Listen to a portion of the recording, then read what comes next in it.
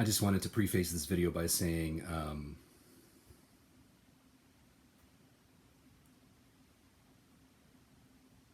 loss is difficult. I've lost a few relationships in my life recently, last year or two.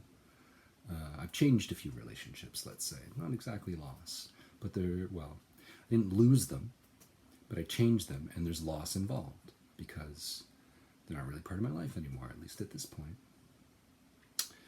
And it's a good thing. In some cases, it was long overdue. You know, and whenever loss is involved, especially with something that you love or some people that you love, there's going to be grief. There's going to be grief. Why are so many of you afraid of your emotional process?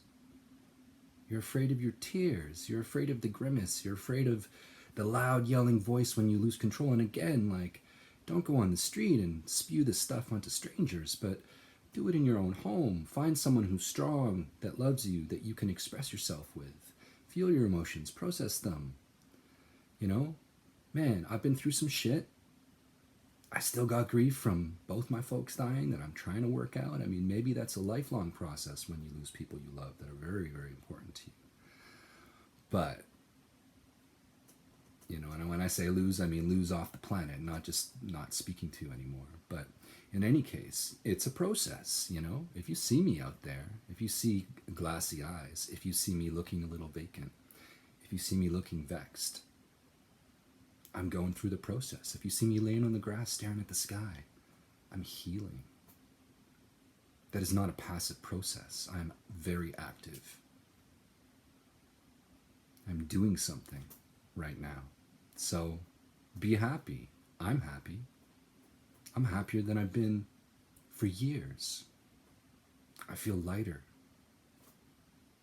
I can move quicker, jump higher with more precision, physically and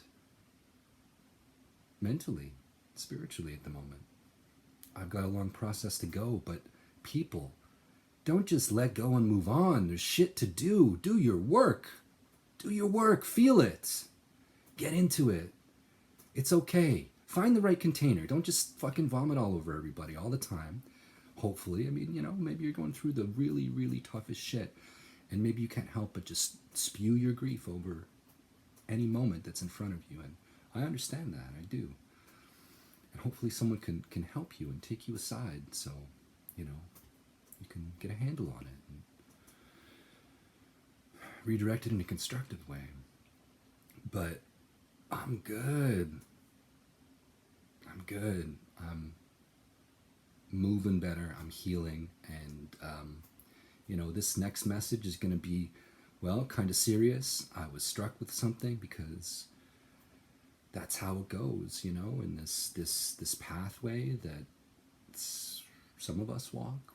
All of us should be walking in our own way, really. But this pathway to spirit, of spirit, you know, I mean, man, there's so many words with so much baggage, so many concepts that have become so convoluted around religion and spirit and all this kind of stuff around life and death and passed on loved ones. I mean, if you think someone is schizophrenic for speaking to their deceased parent, you're a fucking idiot. This is one of the most common, old, healthy processes of grief that people have gone through in history. This is how it works. And just from a mental point of view, to be able to work out things with that deceased loved one is powerful. It's healing. It's constructive. It's personal. You know, and that's just mental. That's just the mental aspect. There is something more. There is something spiritual going on. What happens after we die? I'm not exactly sure. But something does. And part of it is dependent on how you live. Your death is dependent on how you live.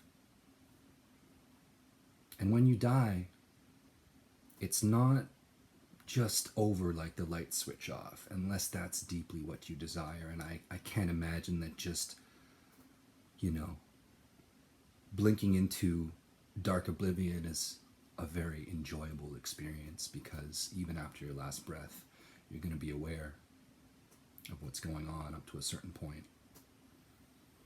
You create that experience after the last breath to a certain degree. So prepare. Prepare in your life for death. That's partly what I'm doing. And it's hard, but I'm feeling good. Okay?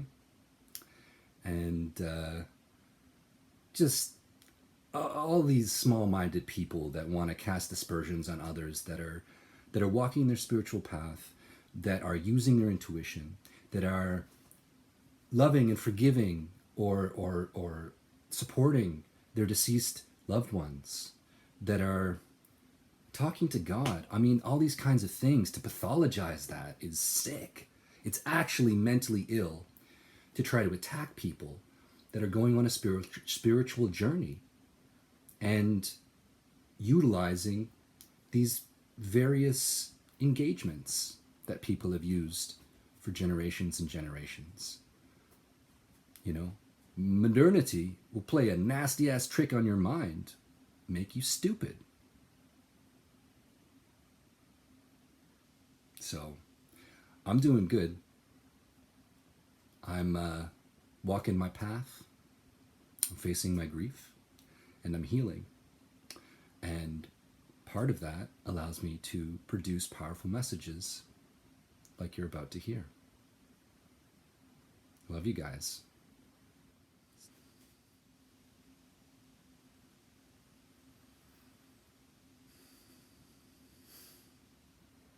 The power of innocence.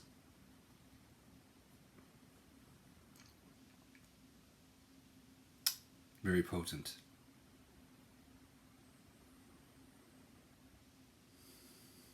A part of most of our lives, hopefully, that is crackling with potential and new beginnings. With love, hopefully. Unburdened by the wounds of our lives. The beginning of a journey with all that appropriate excitement and hope. It's beautiful. It's magical. But it's potent, powerful material, innocence. It's almost a substance that can be harnessed or extracted physically, spiritually, mentally, emotionally, magically. That word magic is very burdened by a lot of baggage. I'm not talking about illusions, but there are many ways to extract and exploit innocence. And we've been living in a world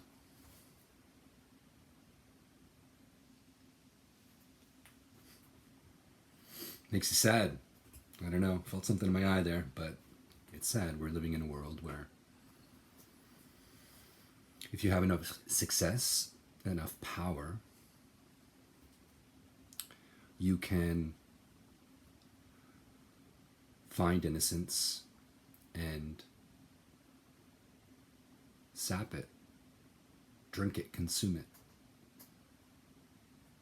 Maybe you're bored. Maybe you've done everything fun under the sun already. Maybe you have enough time and money and power that there is no thing you cannot attain, at least a thing that is within the light of day that most others can see. Standard material things, standard experiences, journeys and trips, these kinds of things like vacations. At a certain point, it all becomes boring. The excitement of getting something new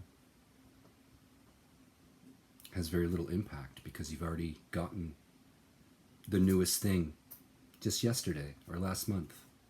Or every year, the newest thing comes out and you get it right away.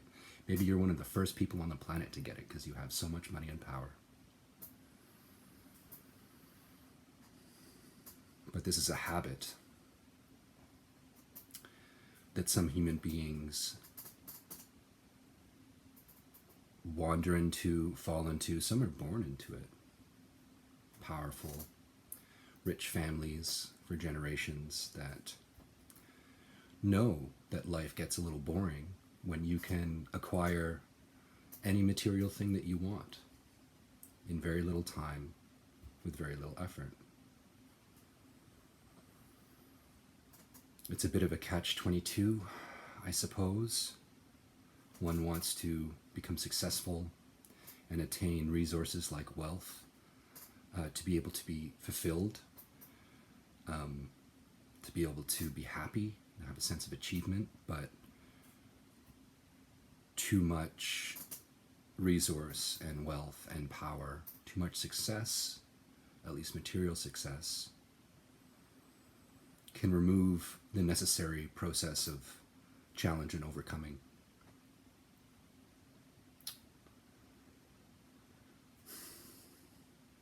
That is at the heart of being human, at least at the heart of growing and being satisfied with that journey of growth. True reward. I'm choking on it because it's so powerful. True reward.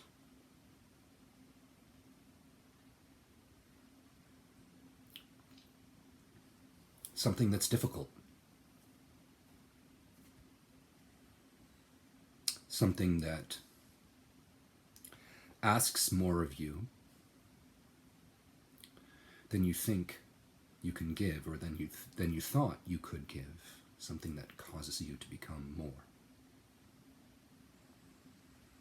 or overcome something insurmountable, to achieve something difficult. If you have enough resources and connections, how can anything be difficult? You can just pay some money, you can just make a call, and your problem is taken care of. So like I said, things get boring at a certain point when that is the power of your material success, that you can have almost anything, or literally anything. At some point, through weakness and indulgence, the heart will wander to darker things, and one of the most potent substances, resources in human existence is innocence. So, there are groups of people around the world that prey on innocence. People who move in shadows, people who move even under the ground, a world under the dirt that is very hard to see. Networks of tunnels, I suppose metaphorically, from country to country to scope out, capture and transport innocence. Some of it is for gross physical gratification.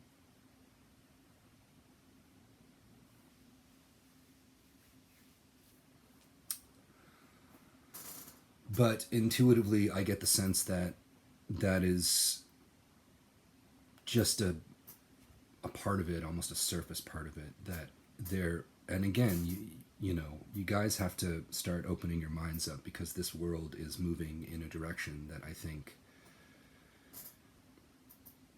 many people are not going to be able to understand and keep up and keep their mind together, keep their heart balanced, because the world is getting stranger and stranger, and wild shit's going down every month, every year, you know what I mean?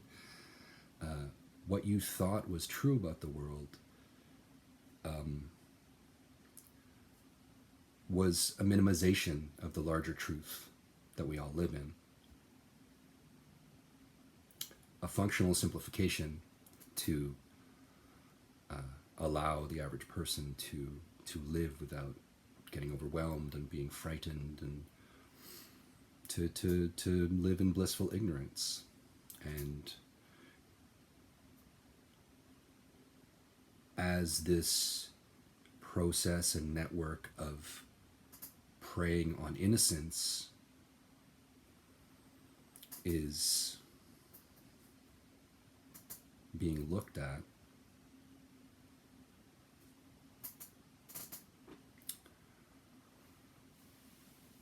the world is,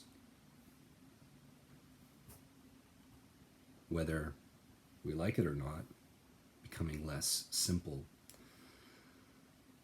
Blissful ignorance is not an option for most people anymore, and for those that are still willfully stuck in blissful ignorance, consuming your local news media, listening to your average officials, and following their recommendations without actually thinking about it, without feeling it deeply.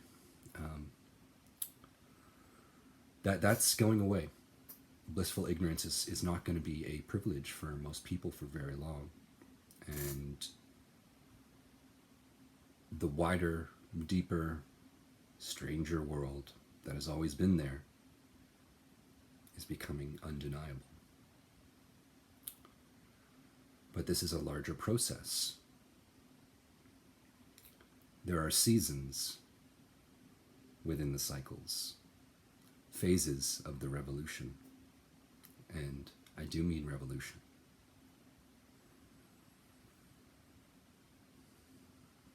Because you see,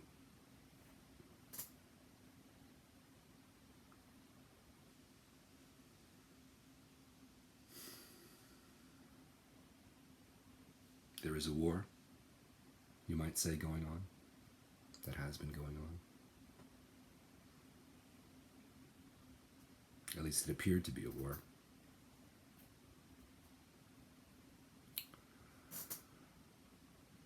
For a long time. But I have the feeling that at various levels of human existence and society, there is a swift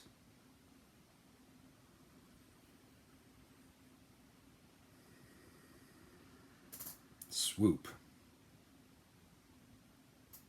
of justice coming in. Almost like it was never really a war that was going on, but maybe more, teenagers having an unauthorized party, doing all the wrong things, breaking shit, getting drunk, getting high, fighting. But the adults were on vacation, and the adults are coming home to shut the party down.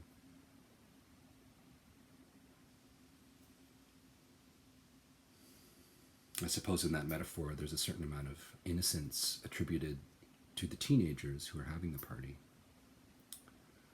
And I think in this metaphor, maybe I need to add another layer, that there are ne'er-do-wells, actual adults, maybe young adults, people in their 20s, maybe even early 30s, that have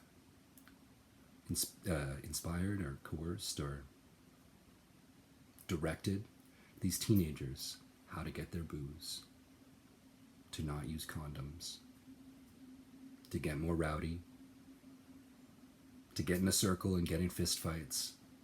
That there are more mature influences that kind of know what's going on and know that it's wrong. But they're inspiring those that aren't exactly innocent, but are somewhat ignorant and are not initiated into the truth of right and wrong, light and dark, good and evil, and how that has functioned through history. So, I just felt that I had to create a message to echo a movement that is swiftly swooping upon many nasty ass parties, many groups of immature individuals that are being manipulated to do terrible things, and mature individuals that are deeply flawed. But the adults are showing up, and the party will be over soon. I just have a feeling that generals are moving around the world, and it's not going to be much of a fight. It's not going to be a drawn-out battle, because the party will be over soon. And I just wanted to let everyone know that there was something brighter coming, and tell some of the dark ones out there, your time is up.